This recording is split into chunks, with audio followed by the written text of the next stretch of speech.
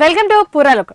America అధ్యక్షుడు Donald Trump విధానాల ప్రభావంతో ప్రపంచ దేశాలు ఆర్థిక ఒత్తిడిని ఎదుర్కొంటున్న సమయంలో సంక్షోభంలో ఉన్న గ్లోబల్ ఎకానమీ చైనా, భారత్లు కీలక చోదక శక్తులుగా మారుతున్నాయని అంతర్జాతీయ ద్రవ్యనిధి సంస్థ IMF గణాంకాలు స్పష్టం చేస్తున్నాయి. ఈ పరిణామంపై స్పందించిన టెస్లా, స్పేస్ ఎక్స్ అధినేత ఎలన్ మస్క్ ప్రపంచ ఆర్థిక శక్తి క్రమంగా చైనా, భారత్ చేతుల్లోకి మారుతోందని కొన్ని ఆసక్తికర వ్యాఖ్యలు చేశారు.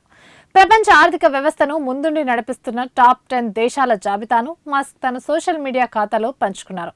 IMF విడుదల చేసిన గణాంకాల ప్రకారం ప్రపంచ జీడీపీలో 26.6% వాటాతో చైనా తొలి స్థానంలో ఉండగా 17% వాటాతో భారత్ రెండో స్థానంలో నిలవగా 9.9% వాటాతో అమెరికా మూడో స్థానానికి పరిమితమైందన్నారు. మొత్తంగా చూస్తే చైనా, భారత్లు కలిపి ప్రపంచ ఆర్థిక అభివృద్ధిలో 43.6% వాటాను కలిగి ఉన్నాయి. ఈ గణాంకాలను ప్రస్తావించిన మస్క్ ప్రపంచంలో ఆర్థిక శక్తి చేతులు మారుతున్నాయని హాట్ కామెంట్స్ చేశారు.